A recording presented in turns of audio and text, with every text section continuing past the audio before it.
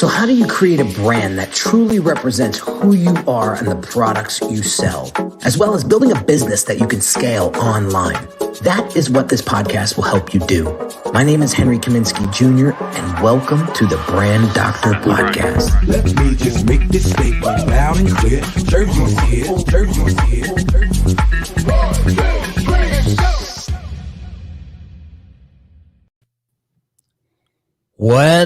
What is shaking, everybody? Welcome to another Brand Doctor Podcast episode. Today we have another awesome guest. We are going to sharpen up our sales acumen today, and this guy knows a thing or two about creating more business, closing more deals. So without further ado, I want to introduce my man, Wes Schaeffer, to the show. What's shaking, dude? Man, all four cheeks and a couple of chins.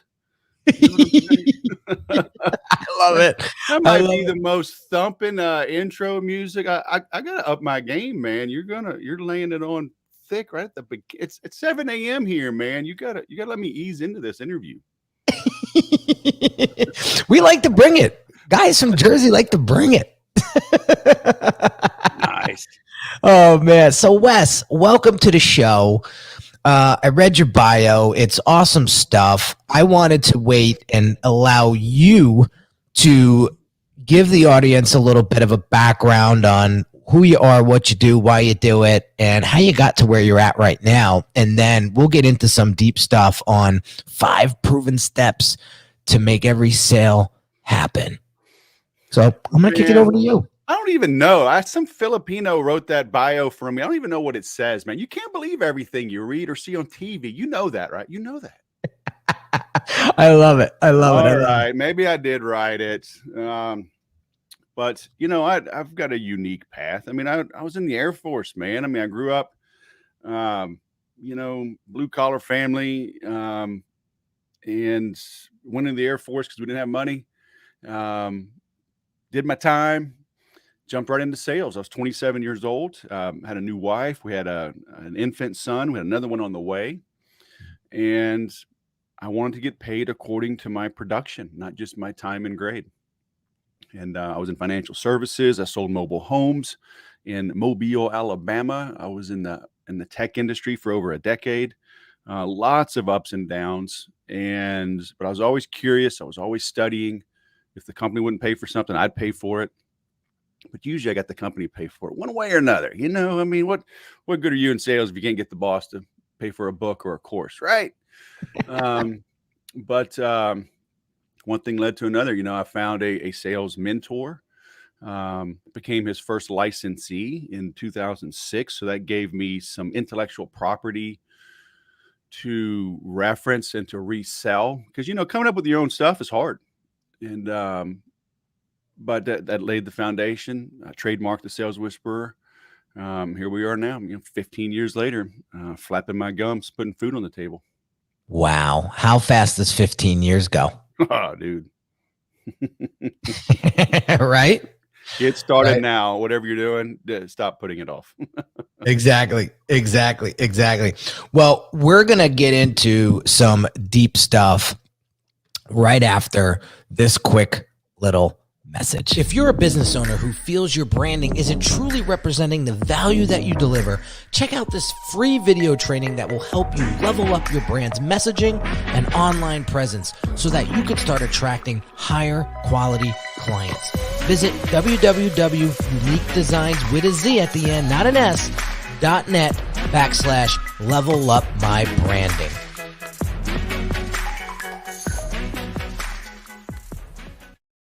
All right, so we're going to dive into 5 proven steps to close every sale. So, Wes, kick us off. Let us know where we start and take us through the journey. All right. So when I say make every sale, I get one of 2 responses. All right. One is, that's ridiculous. You can't make every sale. You know, but what they think is that I'm getting money from every single person I ever make an offer to. Okay. I mean, the others in the right response, both are right responses. Because if you think that way, you'll go away, and that's fine. Right. We have to choose who to lose. I can't save every puppy in the pound. So If that's your thinking, fine. I saved my breath, my time, my energy. Okay. And the others are like, what do you mean make every sale? And that's what we want to do in our marketing, right? And the questions that we ask, we want them to go, huh, haven't really thought about that. What do you mean? Can you elaborate? Can you explain? Okay. Now we've got their attention. So the way I equate it is to dating. And I literally met my wife at a country bar right here in Southern California. And so, and everyone understands dating and marriage and whatnot, right? So I relate it to that. So let's say I'm going out on a Friday night. I decide on Monday, hey, Friday, I'm going dancing. What do I do that week? I shine my boots. That's a sale. I make sure my favorite shirt is back from the dry cleaners. That's a sale. Before I head out, I shower, I shave, I put on cologne, but not too much cologne. I put on deodorant. Each of those are sales. How I approached my wife that first time was a sale. Okay. Did I walk up from behind her and spin her around? Did I walk up and slap her on the butt? Did I grab her hand and say, come with me, little lady? Maybe I did. You never know, but you don't have to wait for see how I did that. But each of those is a sale. Okay. And I think we don't understand the power. I always say small hinges swing big doors. People think they've got to do this grand thing. Oh, I've got to buy a Tesla rocket. I've got to get the Goodyear blimp and put my name on. I've got to get a Super Bowl ad. No, everything you do, your logo, your emails, your social media presence, each of those are little sales. So to make any sale, you must make every sale. Okay. Because just like if you look at golf, right? I mean, these guys will play for 4 days. They'll, let's say they're shooting 70 every time. So there's 280 shots roughly, and they'll win by 1 stroke. Okay. 1 divided by 280, right? That's like a fraction. It's not even 0.5%. So by being 1/2 of 1% better over 4 days, right? So what is that? 1/10 of 1% or 1/100th of a percent better each day. And, the winner will make 100% more commission. Okay. Because usually like the Masters, something like $1.5 million versus $700,000, but not just the money, right? Their name is etched on that trophy forever. But that's golf, right? At least the second place guy makes some money. If you're 1% worse than your competition, you get 0% of the commission, right? The company doesn't say, hey, Henry, well, you were the other guy was only 1% better. So you know what? We're going to give them, 51% of the business and give you 49%. No, it's like, hey, sorry, bud, it didn't work out. Better luck next time. You get 0%.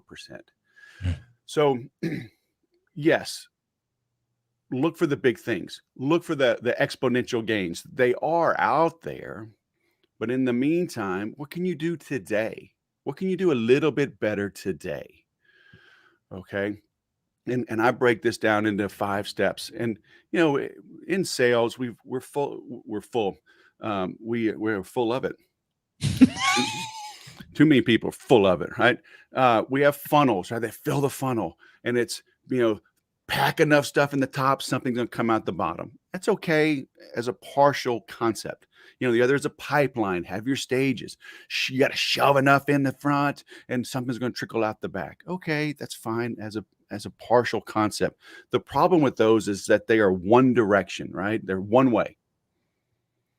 The reality is everything is interconnected. So when I draw my ABCDE, imagine drawing it around the face of a clock. Okay. And the arrow, and it can kind of go both ways, but it's still going in one direction, but it's connected. So at the top is your attraction. Okay. How do you attract people to your website, to your place of business, to your trade show booth, if we ever get back to those? Okay. So you bring them in, and now what are you trading them in return for their contact information? Because you don't need visitors, you need leads. Okay. If you've got a donut shop, you don't make any money by people pressing their face up against the window and going, oh, those donuts look really good. You got to get them to come in. Okay. And what do you give them? Hey, sign up for our, donut special of the month, and we'll give you a free donut right now. Oh, okay. I'll give you my name and email. I'll text my info, but now I got your cell phone, got your email, got your name. Now you're a lead.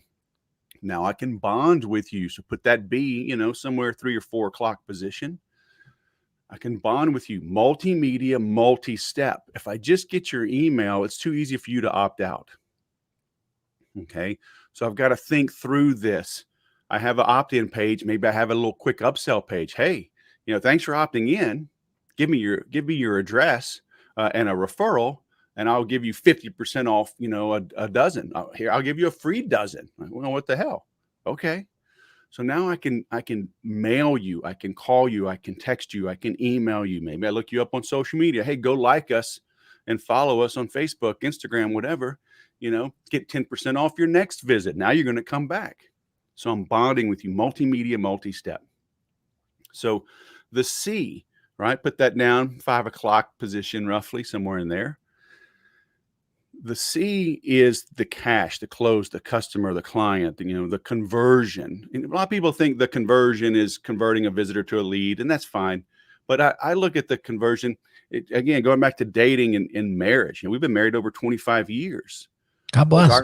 Was our wedding, was that the goal? September 30th, 1995, to have a party, right? Amateur salespeople think that's the goal. I got the money. My job's to close them. My job was just to have a wedding. Okay. Is that the end of the relationship, or is that really where the relationship begins?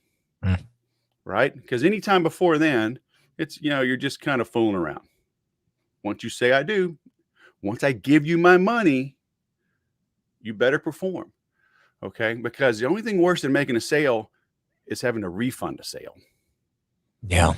Right. Because there's chargebacks. They ask for a refund. They, light you up on social media, give you bad reviews. So if you put it on a line, A, B, C, D, E, the C, the cash, the customer, the client, that's the midway point. Okay. So just like golf, right? You hit through the ball, baseball, you swing through the ball, karate, whatever, martial arts, boom, boxing, right? You punch through their face. Mm-hmm. So you gotta go through it, track, right? Run through the finish line.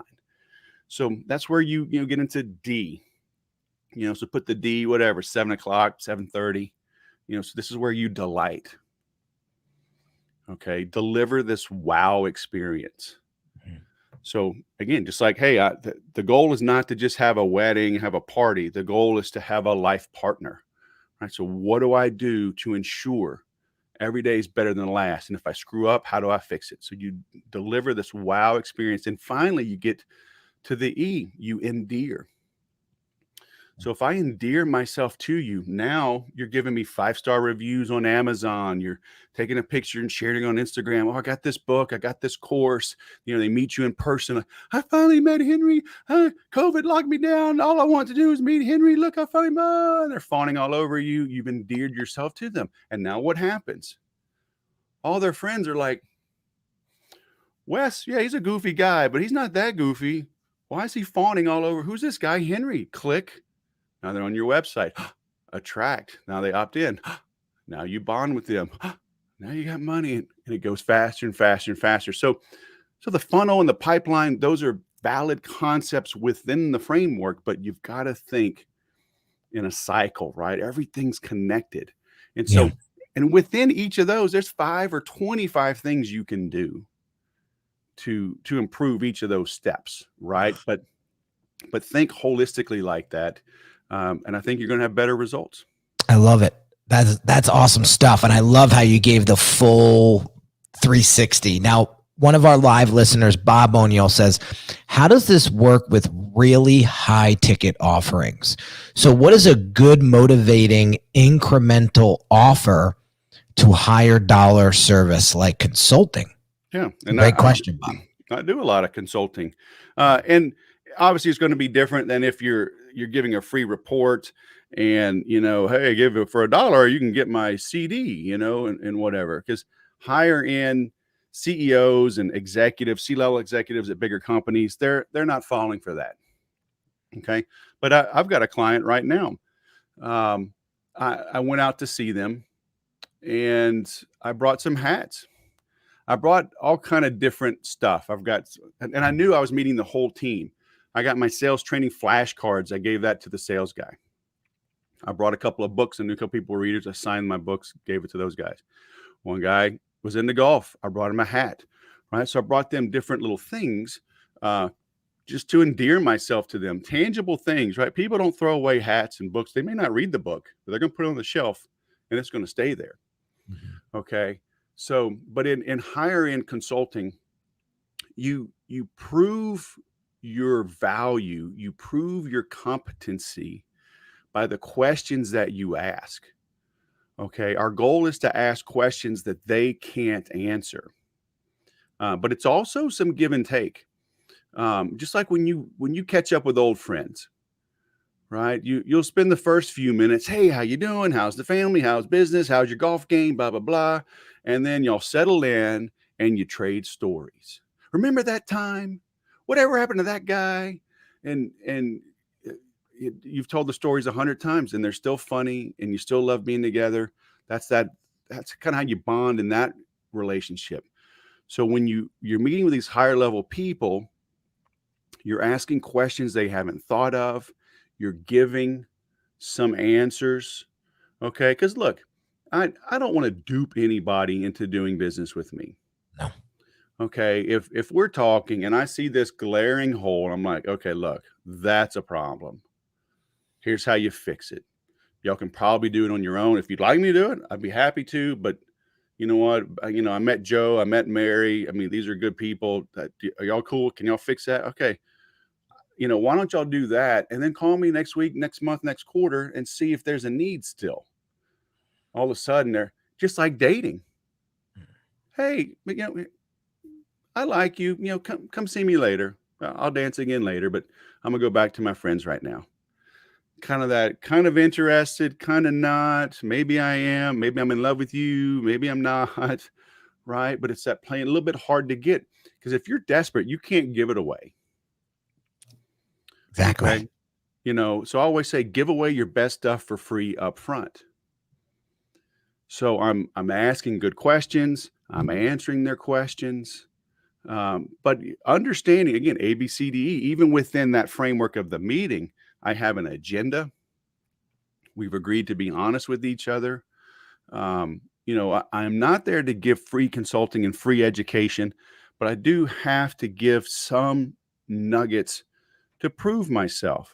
Now, in an ideal world, again, working in that ABCDE framework, Mark Cuban, right? Mr. Wonderful, they don't have to sell themselves. Mm-hmm. You're begging for them to take a part of your company, mm-hmm. right? Mm-hmm. It's great positioning. Yeah. So can you position yourself, right? Because I'm kind of answering the question as if we're hitting this cold.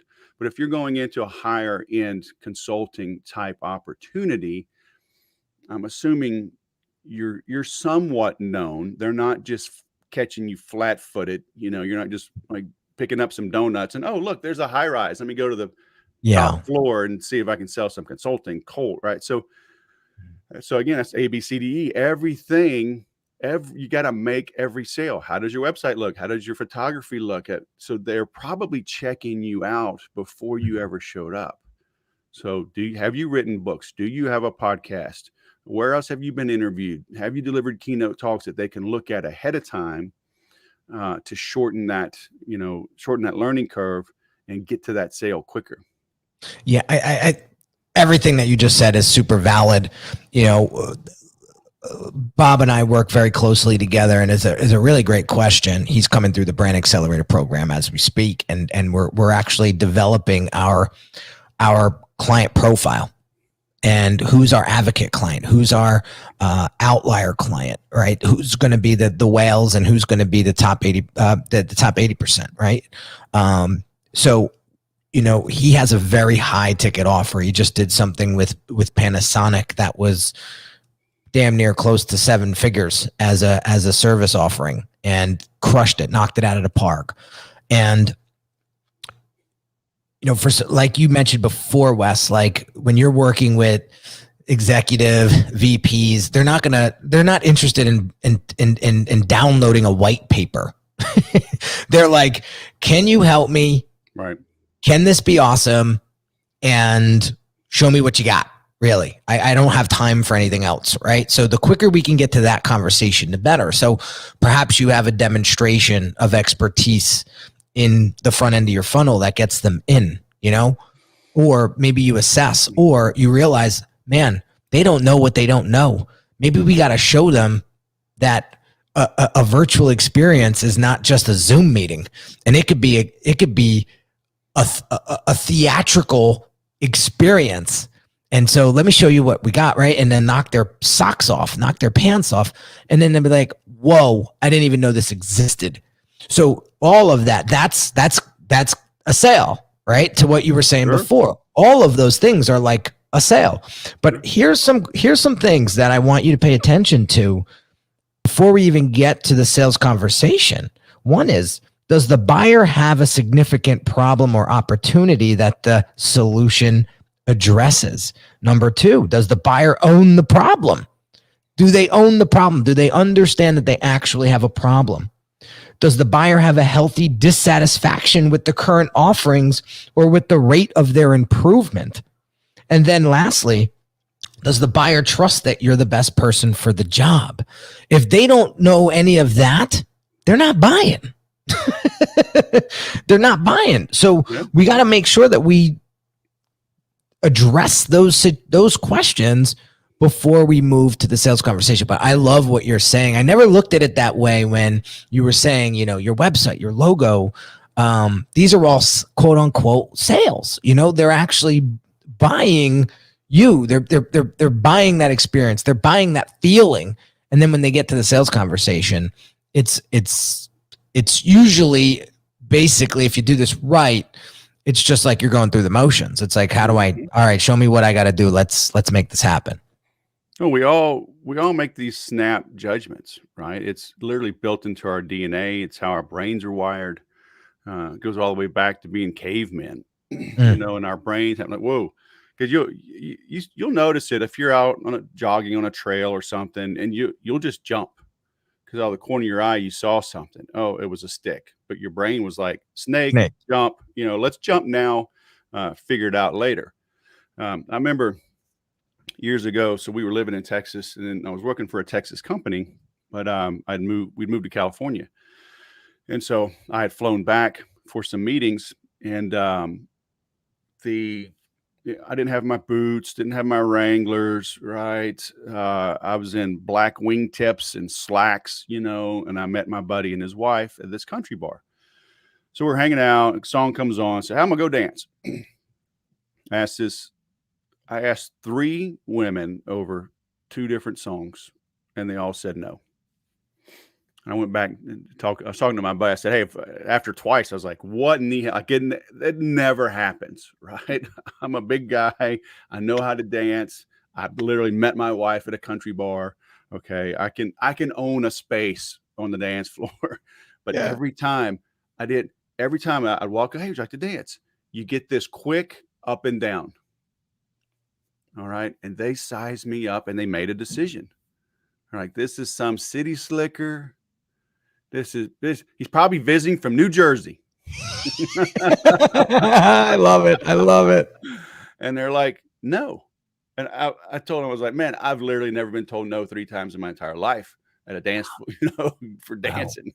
Wow. And, but they all made this snap decision. And so we do that as humans. We're taking in the collective, the entire body of work.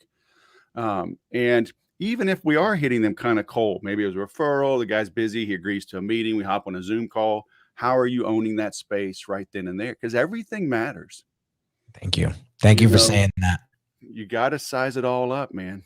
Yeah. Thank you for saying that. One of our live listeners, Nadeem, says that's a powerful question. The owner owns the problem. Many owners, if they're not aware of it, they're in denial. And as a consultant, it's our responsibility to ask the hard questions. Yeah, Nadeem, you're spot on. You're spot on. So I want to get into some fun questions here. These are completely random, Wes. So I have a little app here that has these crazy questions. Some of them may be crazy. Some of them may be cool. All right. So question number 1, what do you think people undervalue today?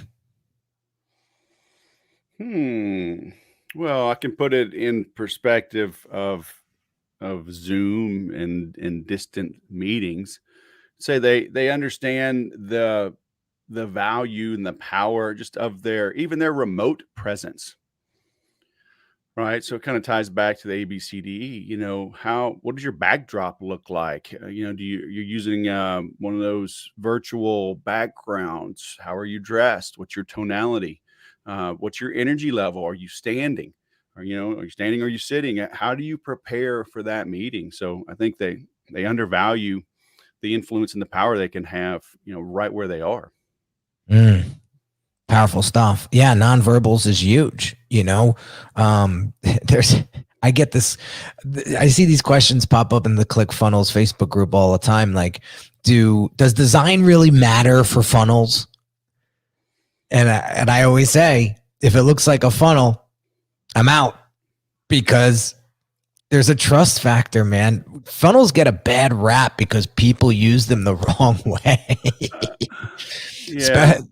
So, yeah, there's people making millions with ugly looking funnels. God bless you. But let's see where you're at 5-6 years from now. Curious. Yeah. Amen. You're building trust. You're building trust, and that design needs to look the part, just like you need to look the part if you want to charge the part. Yeah. And we must enter the conversation going on in the mind of the prospect. Correct. Right. And we must meet them where they are. Gary Vaynerchuk can walk out in a ball cap and a t-shirt and a hoodie and whatever and drop F-bombs. And okay, that's his shtick. And that's what people have come to expect. Mm-hmm. If I show up, Gary V's the speaker and he's in a 3-piece suit, sitting at a tall chair and a microphone, on the stand. I'm like, what happened? Did Gary get in an accident? Like, what's going on? Okay. Right. But we're not Gary V. And you've got to pick and choose. And I see this all the time. Like, I sell Infusionsoft and HubSpot, and people will come to me like, well, I saw that Tony Robbins uses Salesforce.com, or I want Salesforce. I'm like, dude, you're not Tony Robbins. Maybe you need it. Maybe you don't. You mind if we dig in a little bit and see what's the best fit for you? So you've got to conduct yourself. I've done this a long time. I work from home. I can wear a t-shirt and a ball cap, and I wore a ball cap because, it's 7 a.m. I didn't feel like fixing my hair. I got I'm like, I'm not combing it. I'm just going to throw a cap on it. And it's got my logo on it anyway. We're talking about branding. Okay. I love it. My son's 22, getting into real estate. I'm like, hey, son, you got to dress up. Like there's a guy we do jujitsu with, and he's 26, maybe, so close to Matthew's age. And because he's younger, he wears a suit, man, in California, right? California. I mean, there's literally realtors walking around with unbuttoned Hawaiian shirts, chest hair flowing, flip flops and slacks. Hey, dude, rock it. Okay. But Matthew's 22 and brand new. So I'm like, you got to drive a nicer car. You got to wear nicer clothes. Okay. It just is. So you have to take everything into consideration and then make your decisions in an informed manner. Correct. That's the key. And it's got to fit well with you and who you are, right? Question number 2. What's the biggest lie you once believed was true? Well, kind of like we talked about at the beginning, that I have more time. Man, right? If that's not the truth, especially when you start to have kids, right? Oh my gosh, dude, it was I got 7 kids. God bless you. Yeah, thank you. And it was literally, I wasn't a calm, appreciative parent till the 5th. I remember like, hey, just appreciate this. The whining, the crying, the waking up in the middle of the night. It's like, it won't last forever. Enjoy every moment because this too shall pass. Yeah. That's what got me through some of my darkest days in my life, was saying that this is temporary. This is temporary. This all really is, and the second biggest lie is, I'll just get gas in the morning. Yeah, look, no, fill up at night. Okay. Just get ready for that trip. That's awesome. All right. Last question.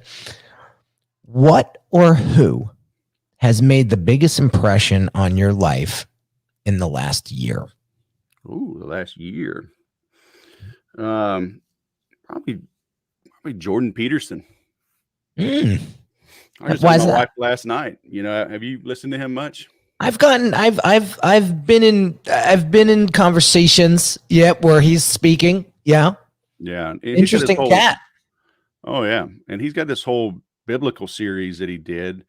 And he's not some Bible thumping preacher man. He did it from a psychoanalysis standpoint.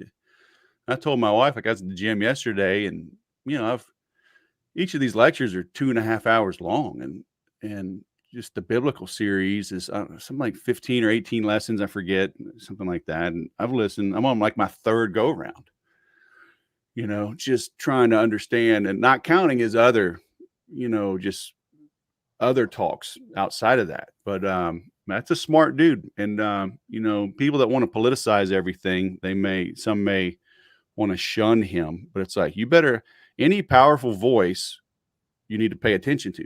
All right. Doesn't mean you have to agree with them, but and if you disagree, you really should listen, because I'm a big proponent, from the military, right? Keep your friends close, or keep your enemies close. Hell, it's early. What is it? Keep your friends close, but your enemies closer. There you go. Mm-hmm. So if you don't like them, really keep them close. Okay. Keep an eye on things. So, but yeah, just listening, because obviously we've had a lot of time to listen. The crazy thing is, I've worked from home for 21 years now. I work for myself for 15, and we homeschool our kids. So when all this went down, it was like, we had a couple kids in high school, so they came home, but otherwise, It's business as usual. We didn't miss a beat, right? Yeah. And but it has given me a little more time to listen and check him out. So it's been influential. Yeah, Jordan is definitely a voice to be heard. Oh my God. He's definitely worth checking out. So go check out Jordan Peterson's. He's got a few books out, and you can catch him on YouTube. So we're gonna wrap up, my man. But Wes, what a pleasure meeting you. What a pleasure you coming on the show and sharing your wisdom and insights and experience in the sales realm. And I know people got value out of today's conversation. Where can people learn more about you, what you got going on? Where can we send them? Everything's accessible at thesaleswhisperer.com. You can find all my social media stuff there. I've got a free sales calculator to help you figure out your own stages and percentages and the small hinges you can swing. My podcast is there, my book. So just pour yourself a cold one and put your headphones on. Tell the family, leave you alone for a minute, and just take it all in. Oh man, Wes, you're a pleasure. And if I'm ever out, where are you at right now? Where are you at? You're in California. Southern California. Next time I'm out, man, we got to grab a beer. Whereabouts exactly? So it's called the Temecula Valley. So it's an hour north of San Diego, going up the 15. Okay. So we're not on the coast. We're inland from the coast. Because if you take the 5, the people don't realize the LA is like northwest of San Diego, right? Because the geography it curves out to the northwest. So if you go due north, you're inland. Yeah. So that's where we are. I got 40, 43, 44 wineries up here. Nice little, and we've just exploded. It's unbelievable. 250,000 people out here, and people still haven't heard of it. Yeah. Tell me about it. It's the first time I'm hearing about it too. So yeah.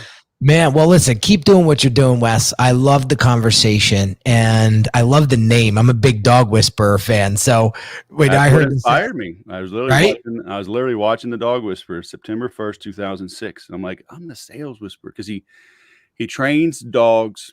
It's early morning. I'm drawing a blank here. He trains the dog, rehabilitates the dog, and trains the owners. Yes. Right? Because the dog, like salespeople, have been abused, right? And sales managers have never had training. So, and I'm like, man, that's what I do. And That's it. the name was available. 10 days later, a guy emailed me, asked me if I would sell that name. I was like, dude, I just got it.